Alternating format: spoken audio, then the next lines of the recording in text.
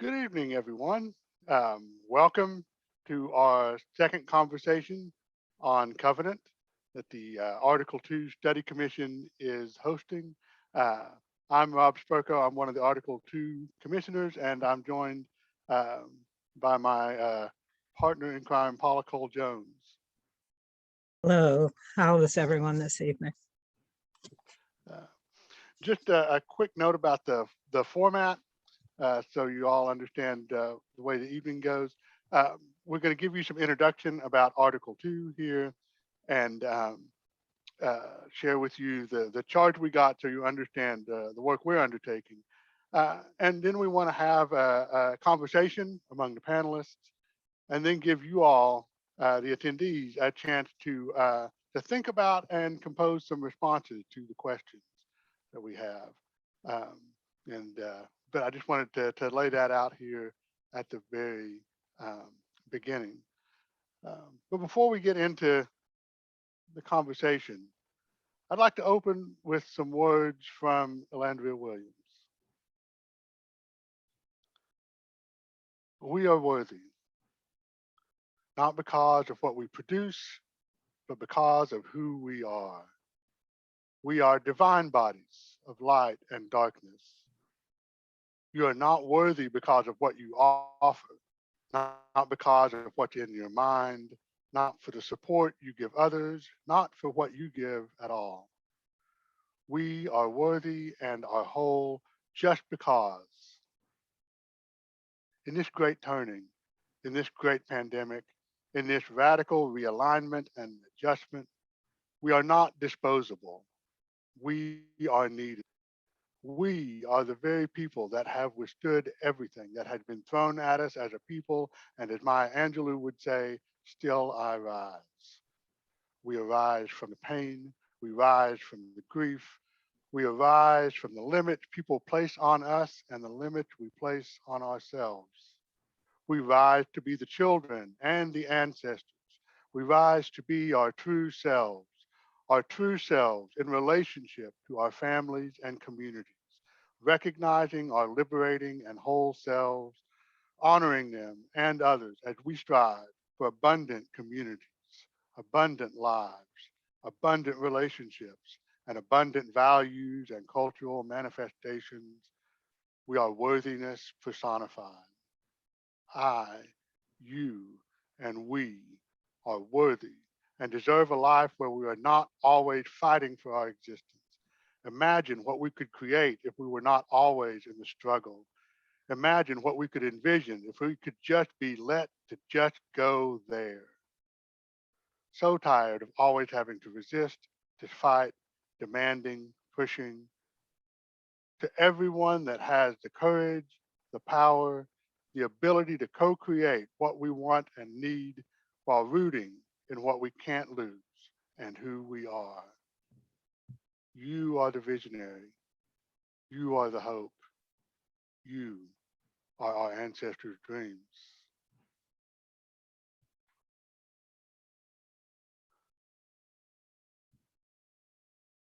So welcome into our space. Um, I want to actually bring, as a moment of introduction, um, E back into the space. I want to share with you very briefly the charge that he delivered to the commission at General Assembly, um, in part to honor the spirit, which has been such a part of our work, even in his absence.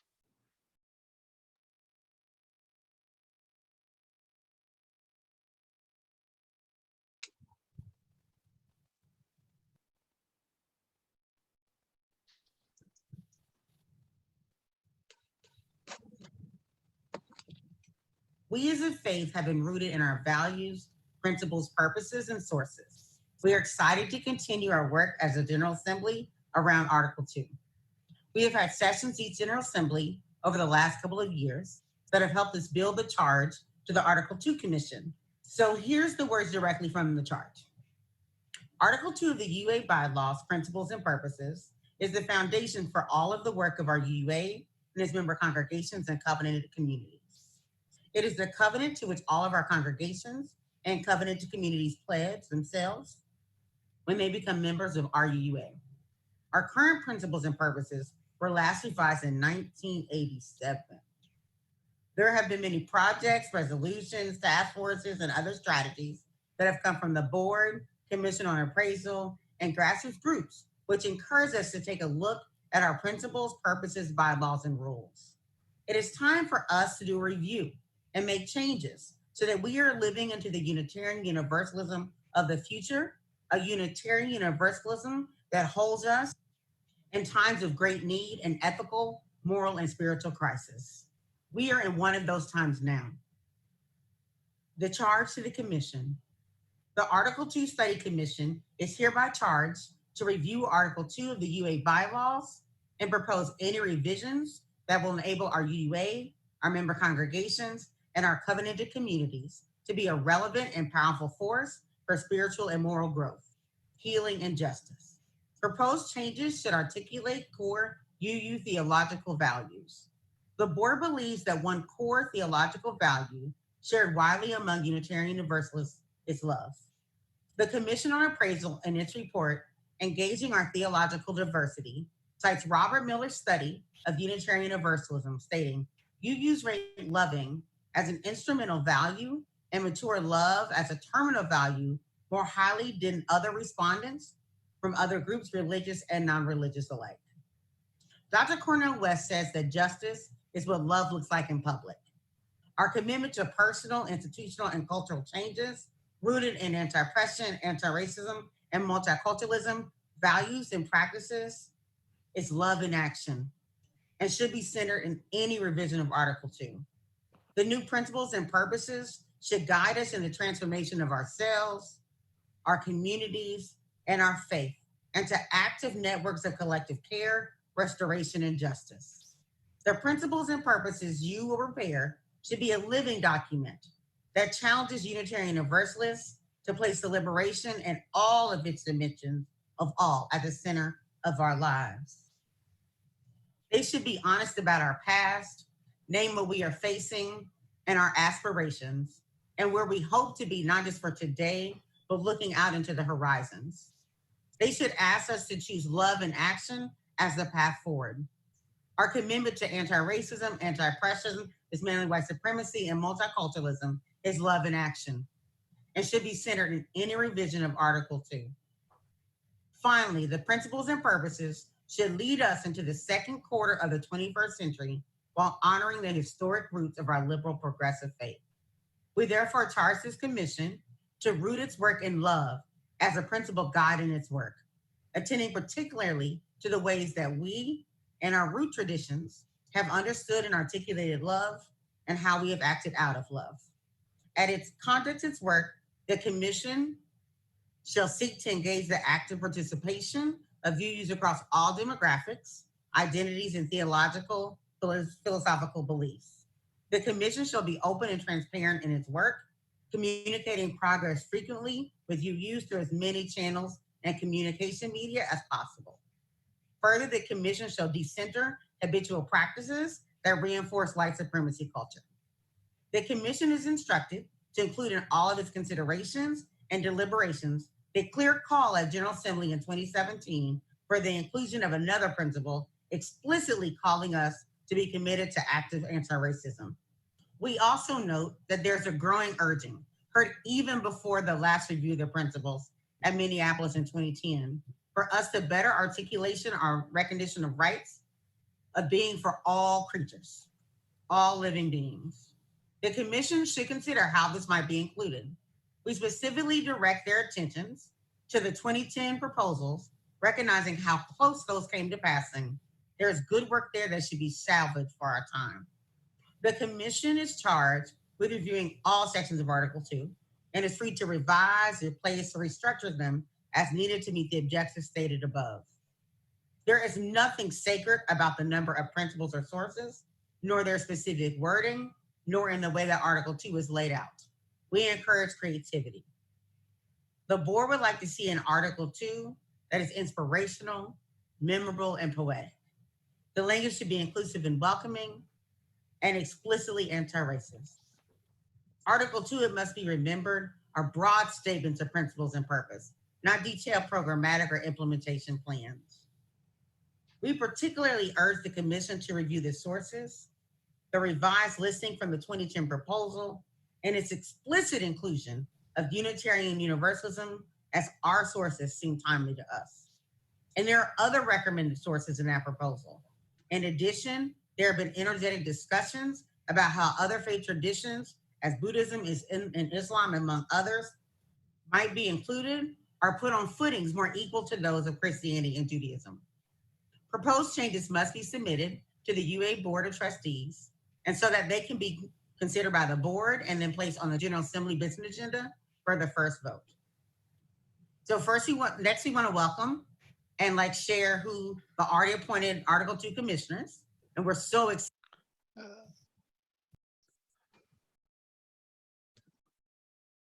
So I'm always happy when I can call each spirit back into a space. I am gonna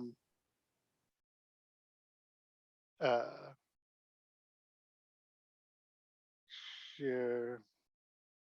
Sorry, it's gonna take me a second to get that up.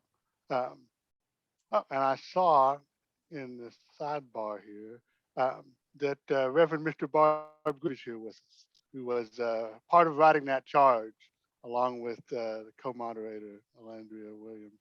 And thank you for everything, Reverend Grieve. Yeah, I'm just going to get incoherent if I talk much more about that. What an awesome, we really have been blessed with some great leaders recently. There we are. But yeah, I want to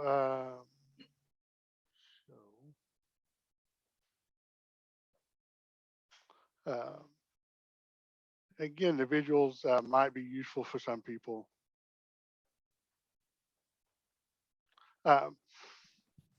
The names of the rest of the commission. You've got obviously myself, Rob Spurko, and I should describe myself. I am a white man with glasses, dark hair, starting to finally gray at the temples so that it is blending with my splendid gray beard.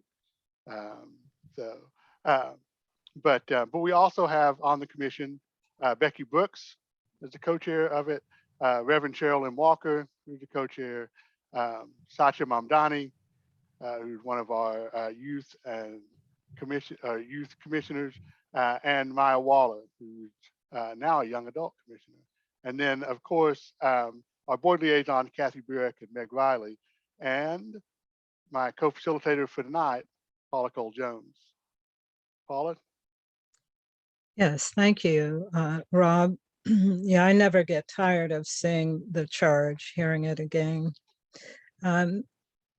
So this evening, we are expanding a conversation that we began in May of 2021 to explore covenant. You know, we are a covenantal community. What does that mean? And how shall we think about covenant as we plan for the next 10 to 15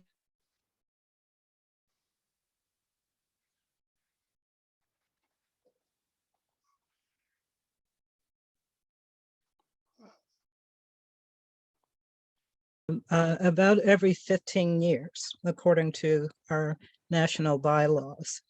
So we are really taking a look at gathering as much information as we can from Unitarian Universalists across the country. Our goal is to get feedback from 1,500 to at least 1,500. So we've set a 1,500 to 2,000 goal for ourselves. And the conversation on covenant is not complete without hearing from the communities that are present, that are represented this evening on the panel. As Rob had mentioned, and you heard in the charge, we are tasked with coming up to proposed changes to Article 2 of the UUA bylaws, which is where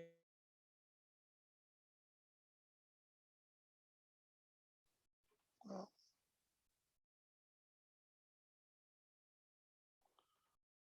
we've lost you for a second, Paula. am I frozen in? Yeah, you're back now. Okay, our changes are to be submitted to the board by January of 2023, and then the board will have them on the agenda for General Assembly 2023. They have to be voted on twice, so it comes back to General Assembly in 2024. Most of our information gathering from UUs will be done between now and General Assembly of this year. Okay. Yeah. So, and I should, if I can get this to actually work again. Are you still hearing me, Rob? Yeah, yeah. Oh, okay. I wanted Yeah. to make sure. And I did want to mention that I had a glitch with this. This is what you had covered. But there are a number of ways other than these conversation series, which is the first bullet point, that you can be involved with our work. We're going to have some open office hours on Zoom just to drop in informal conversation time on February 28th and March 28th. We have resources available for congregations to have conversations and then, report the nature of those conversations back to us. And then we've commissioned a UU Wellspring program and a Nourish Dinner Church worship service, mainly aimed at youth and young adults. All of these can be found. I gave you a short URL here. It's bit.ly/A2SC-connect. Right, if you go to that, it takes you to the Article 2 page on the UUA website, and it has links to all of the things I just mentioned. So you don't have to worry about keeping track of that or whatever. It's all available there online. So I just wanted to point out that this conversation is happening tonight, but there are a number of other ways that people can connect and help with the work that we're doing. So with that said. Okay. Thank you, Rob. And so we will introduce our guests. First, I'd like to introduce to you the representative of BLUU, Black Lives of Unitarian Universalists. Reverend Mykal Slack is the Community Minister for Worship and Spiritual Care for Black Lives of Unitarian Universalism, an organization and spiritual community committed to supporting Black folks in our UU faith, and a co-founder of the Transforming Hearts Collective, a ministry that both supports spaces for LGBTQ people to access resilience, healing, and spirituality and resources, faith communities, and other groups for the work of radical welcome and culture shift. He is a Black, queer, and trans Southerner committed to healing and truth-telling, as well as community accountability and care. He has been engaged in congregational ministry for the last 20 years. Welcome, Mykal. And I'll introduce our representative from DRUUM, who will be with us shortly. Dandi Prinsloo uses they, them pronouns and is a Kenyan American of Kikuyu and Maasai descent, and has ancestors from Virginia. They owe their Blackness to the ancestors of both sides of their family. They are a congregant of the Unitarian Universalist Congregation of Atlanta on unceded Muskogee and Eastern Band Cherokee land. Dandelion is a religious educator and professional and begins their spiritual path towards is beginning their spiritual path toward children's ministry. They intend to use their MS I am resilient and sustainable communities towards religious education for children and youth. They also look forward to a future of divestment across all faiths. Rob? Thanks. Elizabeth Foster is with us. She's a UU seminarian at the Boston University School of Theology and a member of EqUUal Access's leadership circle.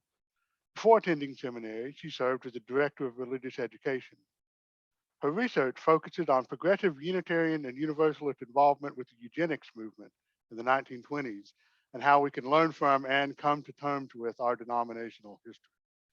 And she is an organizer for the upcoming graduate conference, Accessing the Divine, Disability, Embodiment, and Claiming Joyous Futures.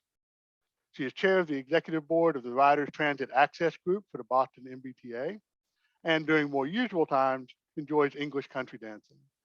She lives in Cambridge, Massachusetts with her cat, Jade.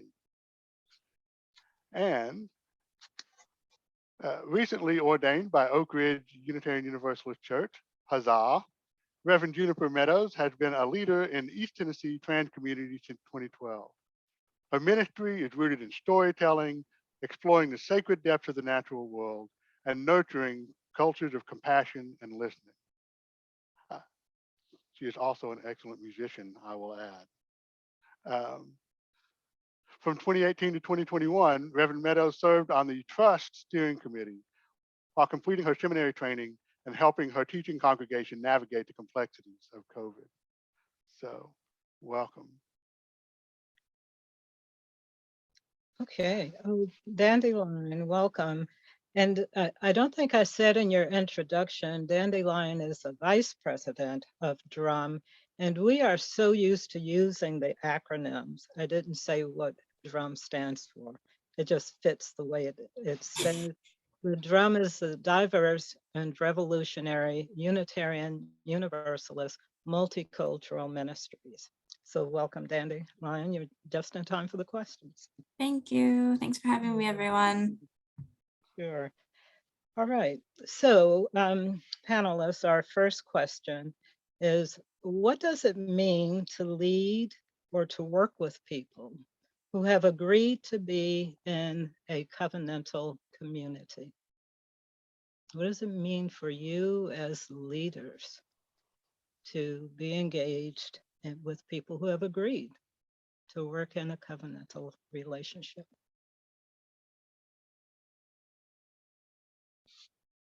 You can, yes. Go ahead, Dandy. So Paula is familiar with my idea face. Sometimes I'll touch my nose. I just left a small group study for group spiritual direction training that I'm in. And we just finished talking about covenant. We just finished talking about all of these like really like great moving at the speed of trustworthy things, you know? And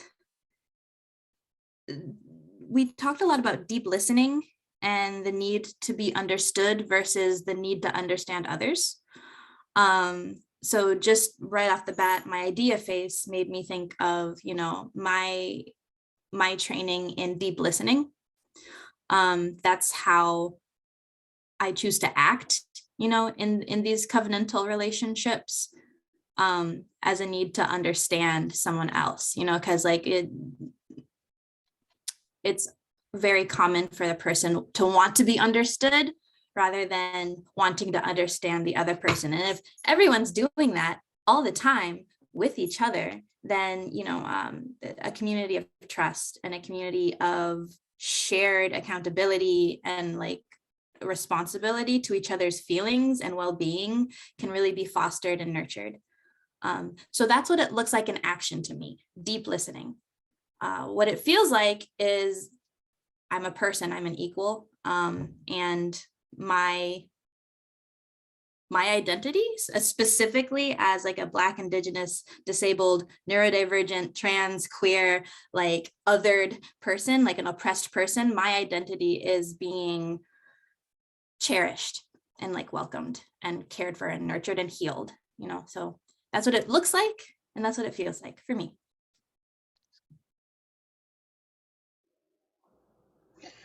Thank you for that, Dandelion. I really appreciate that. You know, I was thinking a lot about this question. You know, covenant.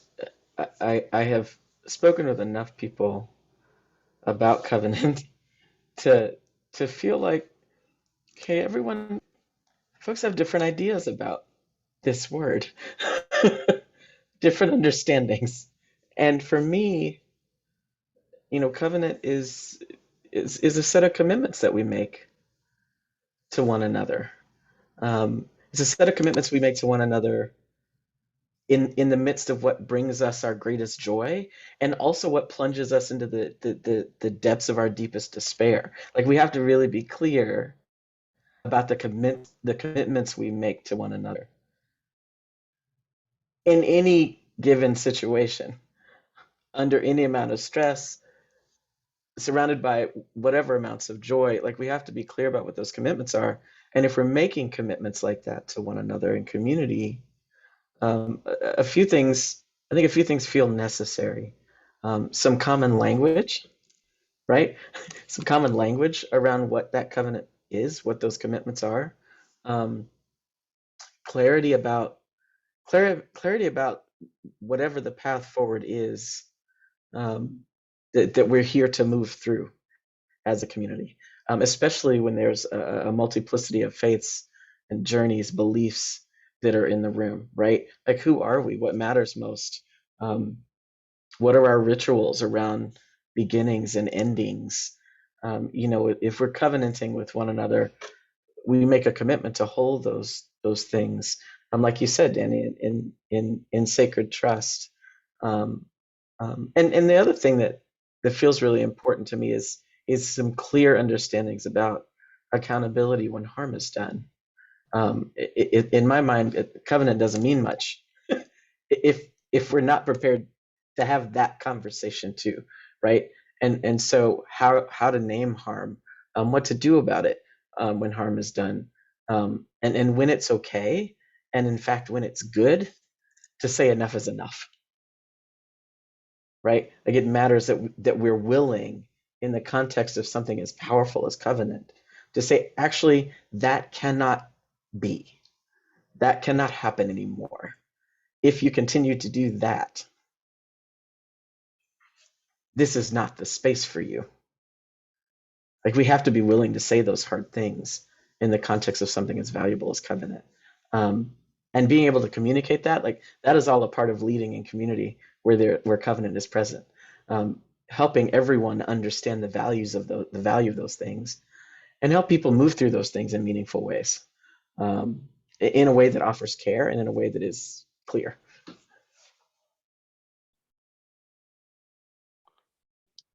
Jennifer? I tend to think of covenant as sacred promise making. And I think our culture has some really interesting ideas about promises, that a promise is this sort of like pie in the sky thing that can never be changed or affected. As the child of divorce, let me tell you, promise don't last forever. And I think it's okay for things to be mutable and dynamic and alive. We're going to talk about living tradition stuff later on now. But I think the livingness of a covenant is only so real as it is good for the people that are living with it and working with it and leading with it.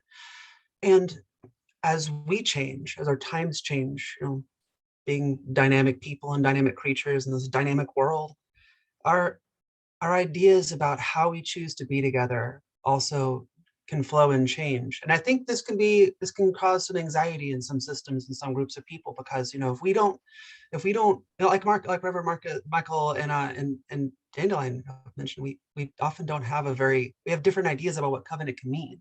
And so bringing up the question can stir up some anxiety, but I do think that that this dynamism is inherent to who we are.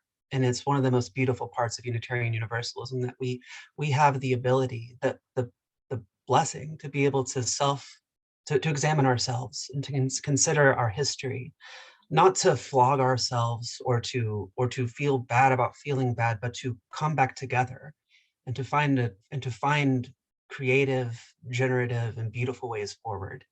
And those beautiful ways forward look like, to me, you know, breaking bread with reality, with our past, our present, and bringing as many voices together to draw that circle wider and wider. So we need to break open our covenant and explore its inner workings and draw as many souls as we can into the work. And also, as has been said by Reverend Mykal, having those lines of accountability is vital. And I don't think that has to look like, you know, vicious punishment or anything. I don't know. I think people who are very comfortable, for whom maybe bad behavior was incentivized by covenants that were dysfunctional, they might have something to be concerned about. But I think what's most important is that, you know, the people who have been stepped on, the people who have been hurt, people who have been silenced, even under covenant, even under these sacred promises we make, those voices need to be lifted up and heard. Yeah. That's a good question. Thank you very much. Elizabeth, would you like to weigh in? Yeah, absolutely. I think in thinking about this, I've sort of been realizing that disability spaces in general sort of come with an implicit covenant in them, even though in secular disability spaces we're not necessarily going to call it that, but because the sort of disability rallying cry from the Silver Rights that we still use is nothing about us without us, and because we are negotiating competing access needs in all the spaces that we are in cross disability movements, it is just sort of a fact of coming together in a room or on a Zoom screen that we will have some kind of agreement, usually explicitly in the beginning of meeting, about how we're going to be together, and that we will be sort of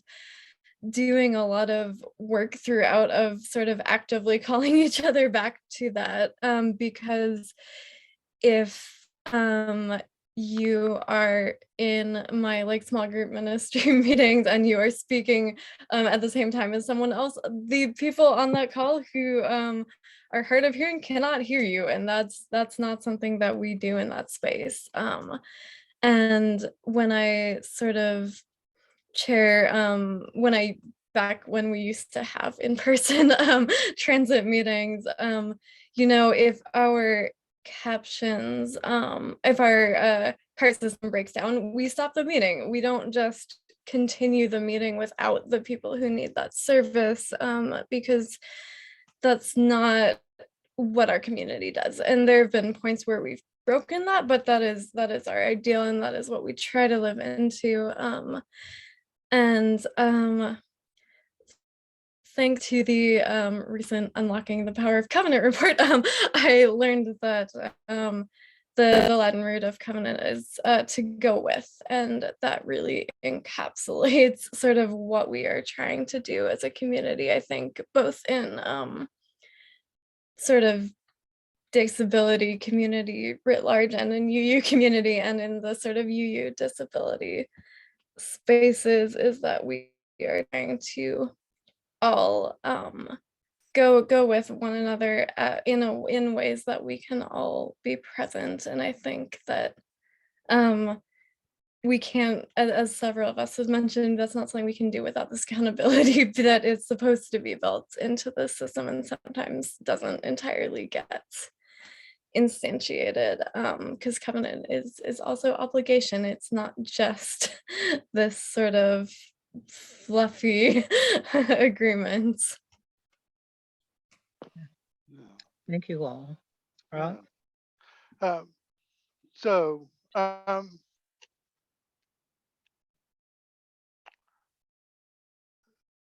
next question we had was, you know, how do we arrive at these agreements? You talk about the different definitions of covenant. Right? How do we arrive at agreement of what are covenant? And you can consider it, you know, on multiple levels. As on Article 2, obviously part of Article 2 is the covenant that all the congregations sign on to, basically, as congregations. But, you know, how do we arrive at covenant? at what it is, at what that agreement is. I mean, what is that for you all? Yeah, Juniper, go ahead. Lots of meetings. But I think frequently covenant, especially as it's called to be changed, is often the after effect of some kind of harm that's been done, some kind of exclusion that's been caused, that's bubbled up. I can speak from my experience in TRUUsT, and I wasn't there during all the sort of generative hot stuff that was happening, but in the after effect, we had a need to draw the circle of covenant around who is a trans person and who is a religious professional more broadly, because it had come into question. And ultimately, it's been a wonderful blessing to be able to be a part of that after effect, because TRUUsT has grown tremendously. And I think people who have been doing the work of being a religious professional, who might not be an ordained minister, but who are DREs and office administrators are religious professionals, y'all. It's vital that we draw the circle wider, because we all need a place to be and to belong.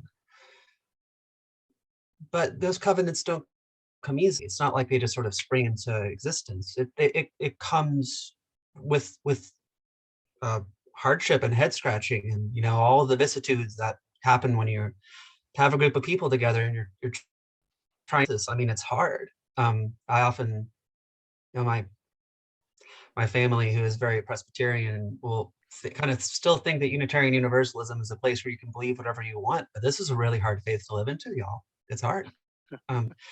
So it comes into being through hard work, often too late, but to stop harm from being done. But we try to restore and bring each other back.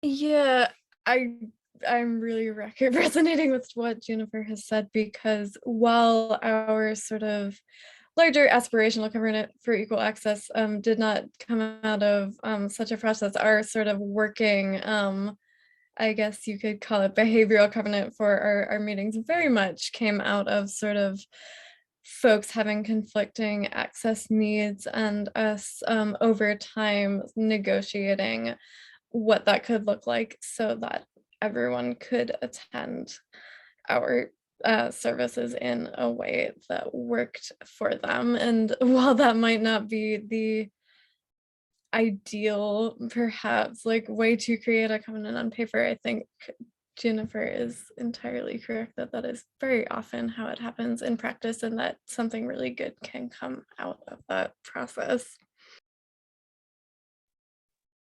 I think it's a good feeling to have and a good thought to keep in mind that covenants are living, breathing things, because they're all about how living, breathing people interact with each other and like our shared realities. And while it's not great to cause harm, it's even worse to like perpetuate it and ignore it and sweep it under the rug, right? So if you have people like me, or people, any other identity coming in and saying, hey, this hurt my feelings, or hey, this hurt my being, this hurt my spirit, like I do not feel like my spiritual self like can exist within these unagreed upon, untalked about, ignored kind of like, oh, we're just going to ignore all of this, then like why shouldn't we be able to talk about that? Why shouldn't we be able to come together and face the bad things just as much as we face the good things? I think the word uncomfortable has come up a few times, and covenanting doesn't have to feel good. Was it Reverend Juniper used the word fluffy or something? This isn't a fluffy document. This isn't fluffy language. This is actually how we are agreeing to be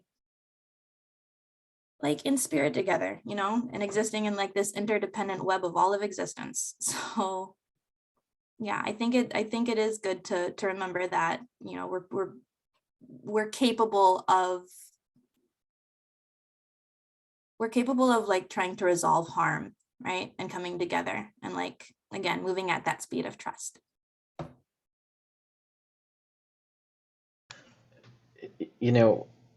When I saw the question, It was interesting. When I read the question, you folks sent us the questions before we arrived here, which is lovely. Thank you for doing that. My first thought when I read that question was, how have we arrived? How have we? Honestly. And in some ways, the answer to that question, how we have arrived at the broader covenant, in some ways, the answer to that question is by keeping some voices out. Like, that's real. And I think that's an important thing to be able to talk about in meaningful ways as we endeavor to reconsider Article 2. That there were voices not at the table as all of this was getting figured out. And that in some ways, that is still reflected in how work gets done or how it doesn't. That was my first response to that question. And then I started thinking more broad, sort of more specifically to the context in which I live, and then I started thinking about BLUU's convening. BLUU Black Lives of UU hasn't been around that long, right? Only since 2015. And I think for us, how we arrived at Covenant was to be with other Black people and have clarity about what those folks needed and wanted, right? There were folks who were not excited at all at the prospect of BLUU, who was very new, right?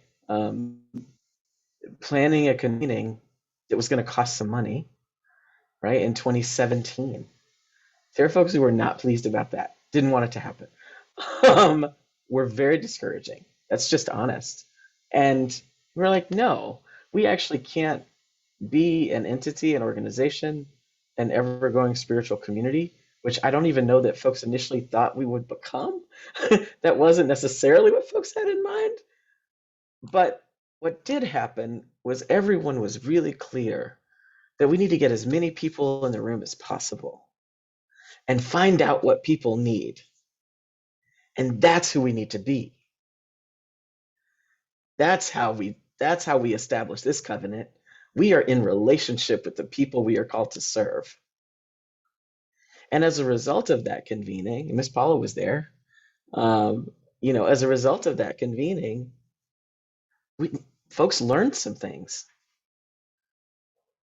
And the thing that folks really got clear about was, folks really need deep spiritual and pastoral care. They want to feel like there's worship that matters and that is reflective of their lived experiences as Black people, right? Folks want a deeper political education and a connection to the movement for Black lives that they weren't getting in predominantly white congregations, if they were even a part of a congregation at that point. And because of that relationship building, we are who we are. We wouldn't be who we are without that. And part of our ongoing work to remain in covenant is to continue to be in relationship, to continue talking to people, to find out what people want and need. I just put up a post in our closed group, and there are 1,100, 1,200 people in our closed group right now, and I was just like, hey, what do folks want to do, and who do we want to be in worship? What do we want to do? This thread was magnificent. It was just a whole lot of magic. I'm like, we are brilliant, and I'm calling all of you. But that kind of yes, you are part of worship planning. You are in this community. What you need and want matters. And so that relationship piece is necessary. And so then the question becomes, how do you stay in relationship? How do you enter into relationship, stay in relationship with folks who might have wildly different opinions about all kinds of things, who show up with different lived experiences, who show up with one understanding of Unitarian Universalism that doesn't at all to you, right? How do you do that? And that is, I think, part of the work, and part of how we navigate the sort of shifts from where we are now to where we hope to go. Yeah. Thank you all for your responses. I'm sure that many of the people who are listening would love to engage in conversation with you. Our next question is, and Rob, I'm going to skip a little bit so that we can get to time. Why is it important for covenant to be a living agreement that changes as we evolve? And I think that you all have already been responding to that. So I want you to also respond in terms of, and what impact will that have, does that have on our ministry with each other and who we are in the wider society? I mean, what you all are talking about will transform. I believe that many of us are working on that transformation about who Unitarian Universalism is, or who we are, to the larger world. And so can you respond to why is it important that our covenant evolve, and what impact will that have on who we are? Yes, Elizabeth.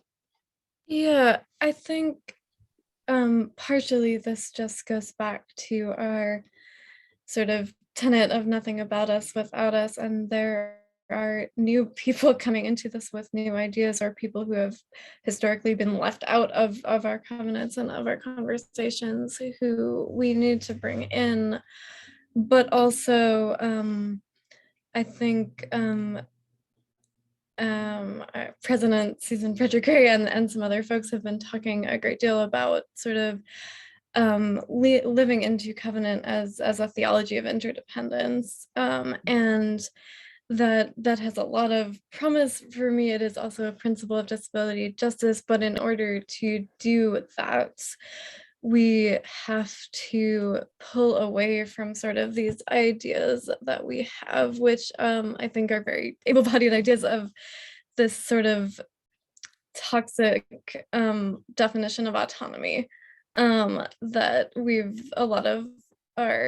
sort of thought of some of our covenants maybe even as enshrining in some ways, and it tends to be sort of defined as this capacity for self-reliance and maybe also a freedom from obligation, and that is not how certainly not how disability justice defines autonomy, and not how I would hope that sort of the covenants we're trying to build define sort of autonomy more as a freedom to choose and a freedom to enter into these things, but not something that releases you from your obligations to others. So it's important for us to make space to live into all of these things. And the other thing that comes up for me is that the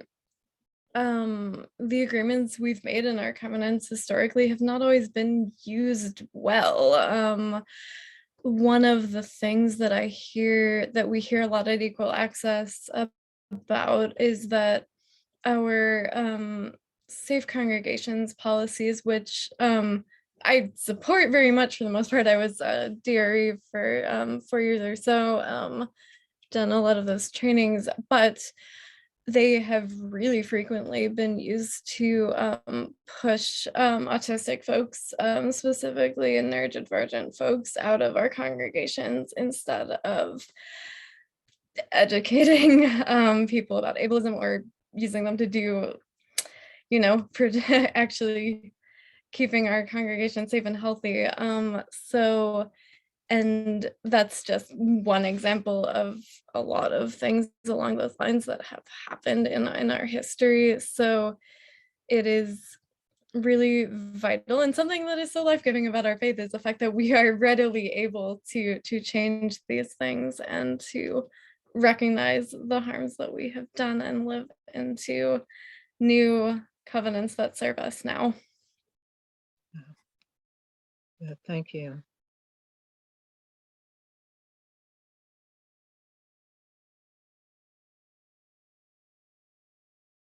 So what does our ability to evolve our covenant have to do with who we are in the world? Reverend I th- Jennifer, oh. about to speak. Oh, not Reverend Mykal was. You all can decide. Okay.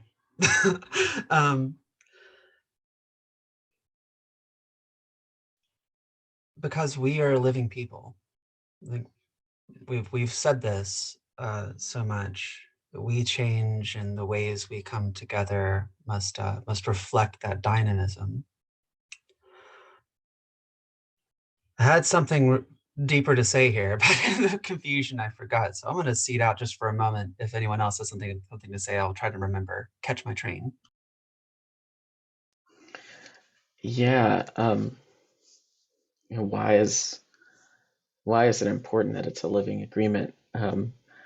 Yes, because we are human beings living living a life that is constantly shifting and changing, and in lives that are in a world that is shifting and changing us, right, for better or worse, right. We are being changed right now in ways that in my humble opinion, we don't even have all the words for yet. We don't have the full understanding of yet.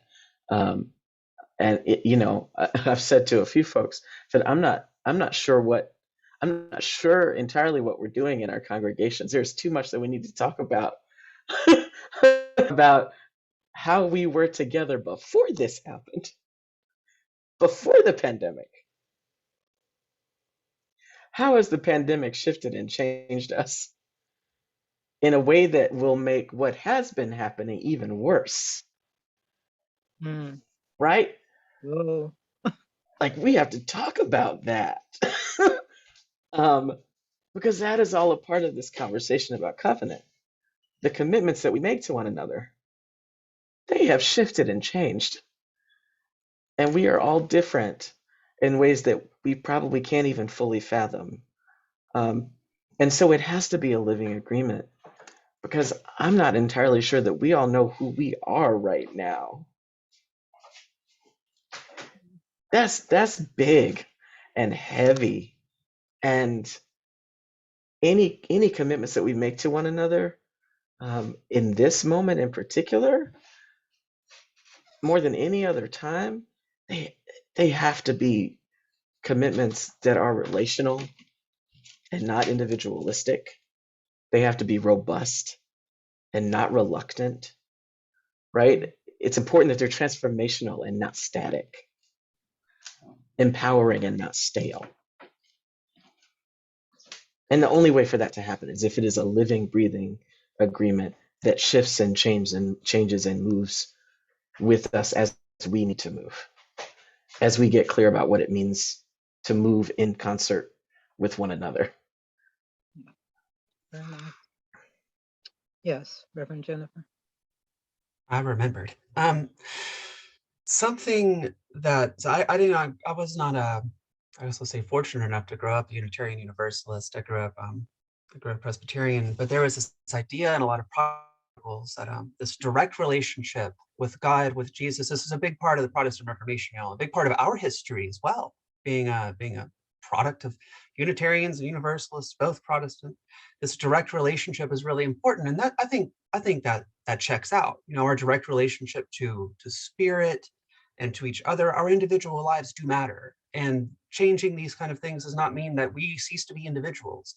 But if there is a hyperfixation on this, my direct relationship, my, we cut ourselves off from the source of what is really holy, which is other people, and more specifically, the relationships between people.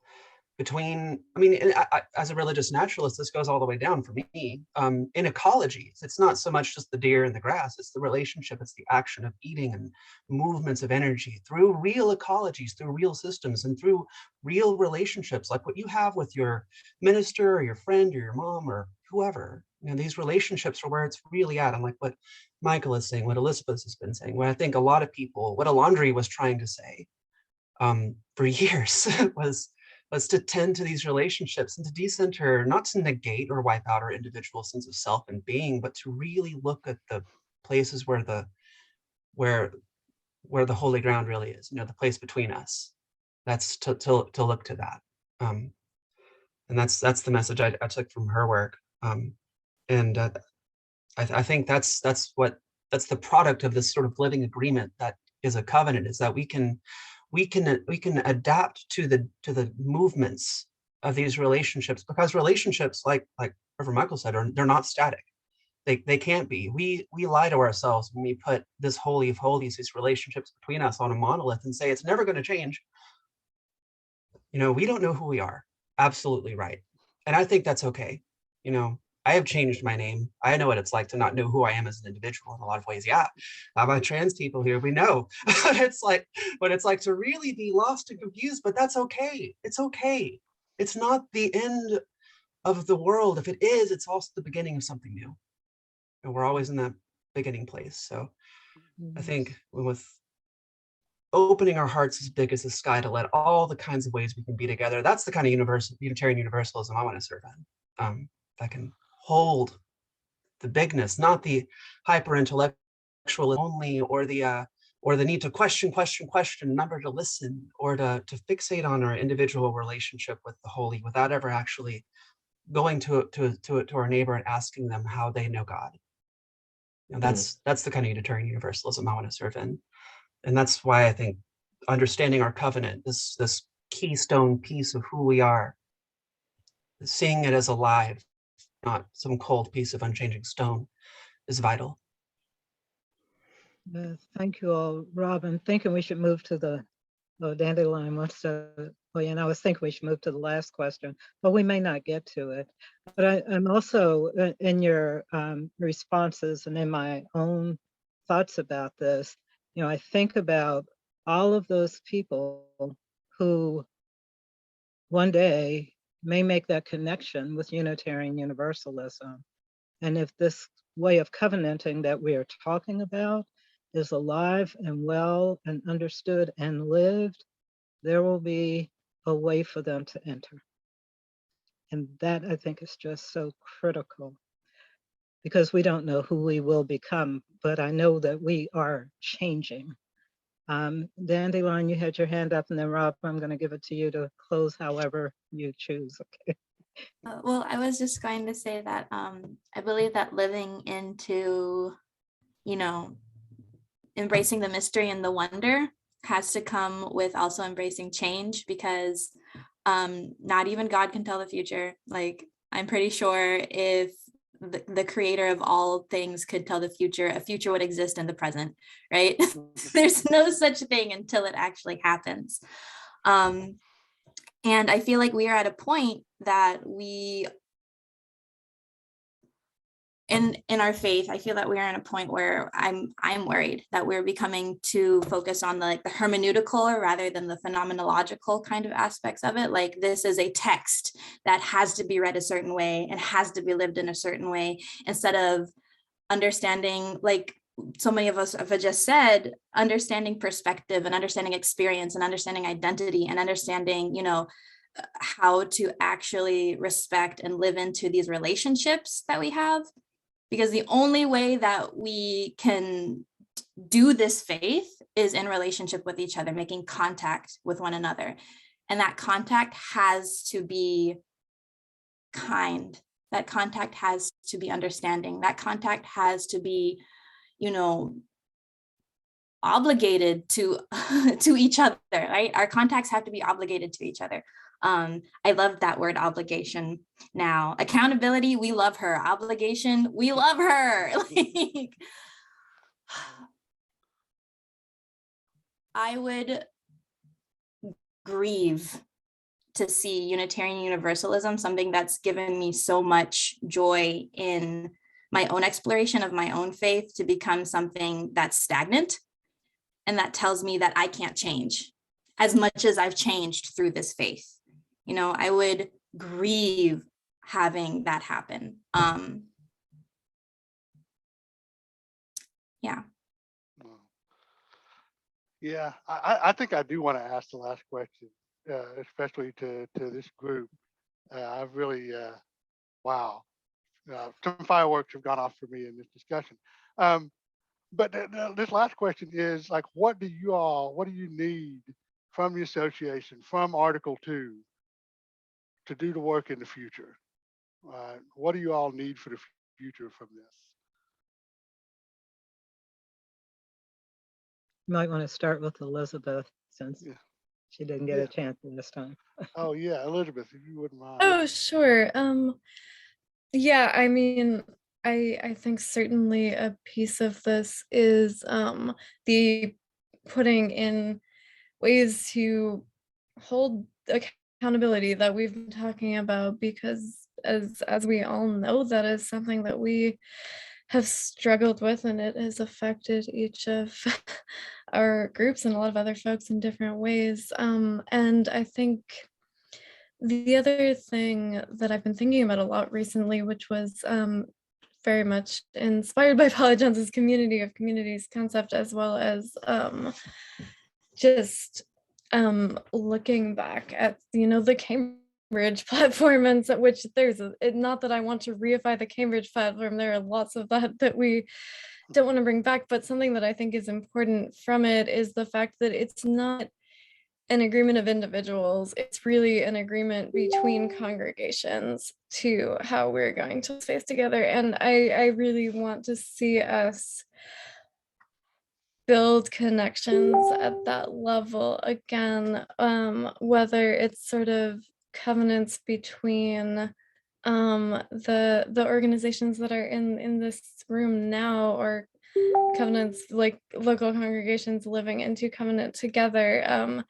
It's sometimes I think we fall into this sort of dichotomy of there is like my congregation and then there's the UUA, and there's kind of nothing that we remember about in between, but there's a lot of work going on there, and can be. And I think that fostering both of those things, as well as that accountability piece, is important. And I think we also need to just work on talking about accountability and not being afraid of that, because sorry, I'm like going on a bit, but like I think the place that I've used covenants the most is really in my RE classrooms, and people are out of covenant constantly. Like, it's okay. It's we just that's part of what covenant is that if you like use the crayon to draw in your sister's picture of the penguins, like we have a conversation about why that's out of covenant, and then we figure out a way to get back in. It's not this, we can't treat it as this terrible thing.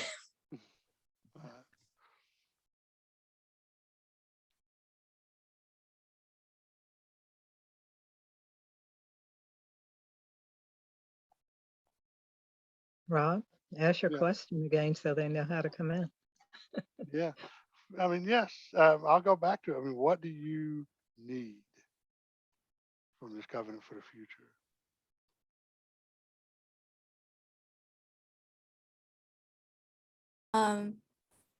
Sorry, Reverend Juniper, did you have a spark of an idea? Sure, it's not as good as what you're going to say, Dandelion. It's probably just as good.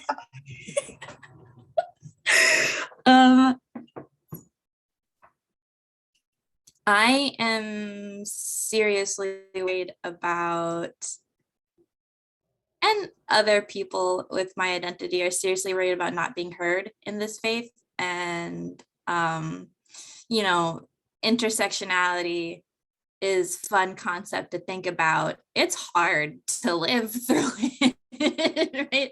It's hard occupying all of these identities. And the point of a covenant being a living document, the point of it being an obligation to commitment and relationship, and like the point of it being holy work, is that there is capacity, not capacity, I don't like that word. There's a home for me here, right? The point is that there's a home for me. All of these weird identities coming together in what you see here. And Reverend Mykal, you brought up that like there are voices being excluded. Figure out whose voice is being excluded, you know, figure that out. It should not be my job to tell you I am not being heard if I'm telling you I'm not being heard. And yeah, figure out who's not being heard and get their explicit and what's a good word? Enthusiastic needs and wants. Especially with the history of this faith, like we've done some pretty questionable things. And that's okay, because now we can heal. We can help each other heal. Nice. My apologies, friends. My internet went out for a little bit, so I missed a few things. You had asked a question, Rob, that I think I might have missed. I heard some of the answers that were amazing, but I wanted to hear the question one more time, if you don't mind. Yeah. The question is, what is it that you need from the association, from Article 2, right, from the covenant going into the future, to do the work in the future? What is it that you need? So many things. So many things. You know, a few things spring to mind. One, a willingness to, and I know that this is part of why the commission exists, but a willingness to change the framework. There are a lot of folks who, the word inclusion is a word that a lot of folks use. It is at the heart of some of the frameworks that we've been using. I honestly don't want to be included. I don't want Black people included. I don't want trans people included, non-binary. I don't want inclusion. I need radical welcome that actually shouldn't be all that radical in here. Like, who are we? It shouldn't be radical, but I know that that's what we need, that we say that, right? But that's what I need. I need a shift in the framework. Often I need that. And a willingness to do that. You know, the idea of inclusion is that, you know, it's incorporation, right? Community welcomes marginalized groups, but there's no real shift in the congregation's culture, identity, and practices, right? I need radical welcome. I need the goal to be incarnation, right? The community embodies and expresses the full range of voices and gifts present, right? Like that's what I want and need more than anything else. And that takes a real shift in understanding. Those are muscles that really need to be exercised. You know, we had to work on that. But that feels really important to me. Just a real shift in the framework, and a recognition that systems whose foundation are whiteness and anti-Blackness are not ever going to work. They just don't work. They just don't work. We can work ourselves through them all day long. How many reports have there been? How many interviews have been done? How, honestly, right? Across generations, we've been working under the same system. The system needs to shift, and people have to be willing to do that. And that's risky and scary and hard. It is so hard, and makes folks feel like they're not on firm ground. I so don't want to do any more work for this system. I'm sorry. Yeah, that's right. That's right. Like, but you know what? But I feel like in the process we forget that Unitarian Universalism is capable. If we help Unitarian Universalism live out the very best parts of itself, if that is our commitment, we don't need the same systems. We don't need that foundation anymore. You know, like we can actually do something wholly different. And if we did that, I would be terrified to invite any of my Black trans women friends to any congregation in this faith. At this moment, I wouldn't do it. I don't do it. And I don't do it for a reason. And that makes me sad. It actually does. It pains me because I think Unitarian Universalism is fantastic. It is magnificent. Okay? I could be here all night talking about Unitarian Universalism. It is brilliant when it is done well. But we're not there yet. So I'm sorry, I'm gonna stop. I'm stop. Uh, We might have to come Damn. back to you to ask that question again when we have more time. So what do you need? You need the framework to change. We heard that. There's a lot more. Okay, thanks. Yours, Rob. yeah. Juniper, did you have a final? I just need our hearts big enough to be able to handle the idea of getting it wrong and coming back together. I just wanted to offer up a brief metaphor of a caterpillar turning into a butterfly. Our faith is a caterpillar. We are disintegrating, which is what happens in a caterpillar when it's in its chrysalis. Its body breaks down with these enzymes, and then not magically, through a process that's very, very, very old, reforms its body into this beautiful thing, this symbol of transformation. But something I just learned about butterflies recently is that the wings are already inside the caterpillar. Little tiny wings are already there. The core of who we are, this beautiful, free, loving faith it's been here the entire time. Even when we were just slugging around and doing not great stuff, the capacity to be the people who we're called to be, the people who we've been waiting for, has been there the entire time. Time to come out of this chrysalis, time to pump some fluid in our wings, and time to fly with all the colors, with all the kinds of people. That's all I got to say. Amen. Wow. I have to say, and I hope all y'all watching out there. And by the way, that's the reason they put a Southerner on the commission, is so I could say all y'all, right? And that way we can You include say people. y'all too, Rob. Yeah. DC, Mason Dixon line, right? Yeah. Uh, but yeah, but what we're about to invite everybody out there to do, right? Marcus, if you could drop that link in the chat. We've got a Google form where we ask y'all the same questions, basically. Um, and so, I've been sitting there, I literally have had chills up and down my spine several times during this conversation. I'll be direct about that. So I hope it has been, energizing, sort of generative for everyone out there, because what we want to do is hear yours, right? All your individual takes on this, right? And the best way to do that, I know people like the back and forth of conversation, but just having a space where you can sit and think and write for a little bit, right? And put your thought down so that we can hear everybody, right? It's something that we want. So anyway, that link there, right, will take you to it, right? You'll see boxes in there for the questions, and there's some demographic questions just so we can see who all we're reaching and who we might need to reach out to more. But yeah, and and we're going to save the chat. I see some really interesting questions and issues being raised in the chat, for instance. But so I want you all to take a few minutes. I mean, we're a little over time, but the great thing about this is that if you have other thoughts, you can come back to that survey and put them in. Right. So got the link, and so I want everybody to take, at this point, 15, 20 minutes or so.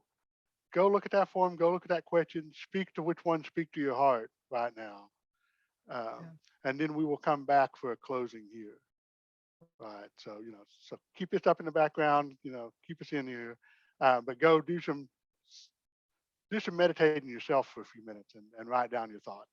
Thank you. Yeah.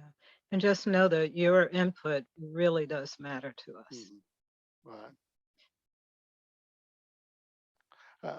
Yeah. So you've got about, we'll say, I'll check in about 15 minutes. People can raise a hue and a cry in the chat if that is not, mostly sufficient. But like I said, the survey link is there, and you can go back to it later if you want. We would like everybody to try and do it now, though, so we can be sure to get the voices of everybody. I found that surveys delayed or surveys denied, so to speak. And so, just go ahead and do it. We encourage the panelists to do the survey now, too. You Yeah. can do them. Thanks.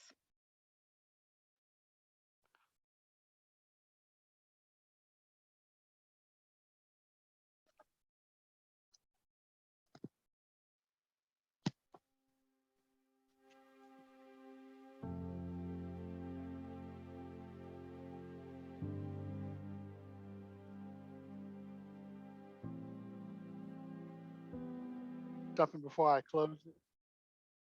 Yes, I do. Oh my goodness. Thanks to each of you, Reverend Michael, Elizabeth, Dandelion, Reverend Juniper. This was an exciting conversation. It was visionary. It just fills me with so much hope for the future and who we are and the people who are leading us there. So thanks to each of you. And I really mean that from the heart. Yeah. Thank It's you, been, Rob. We have uh, plenty of time to thank each other, but thanks for being a partner in this project.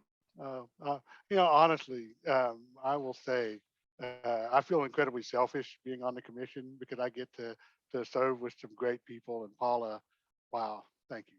It's just been, well, like I said earlier, I'll get all nebulous if I keep going. So, um, thank you. Yeah, again to all y'all, thank you for the panelists. Thank you for everyone who came and shared your thoughts with us.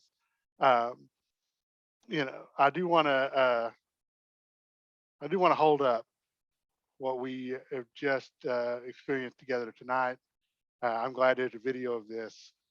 Uh, I do think it's something I'm going to come back to and think some more on. Important things were said. Um, and so I do want to close this out though. It's 9 o'clock. If, like I said, you can always come back to that survey later. And I do want to point out that Marcus did put the Spotify playlist that we were listening to in the chat, which, you know, always a resource. Thank you, Marcus. And so I do want to close this out with the rest of that "We Are Worthy" piece from Alandria Williams.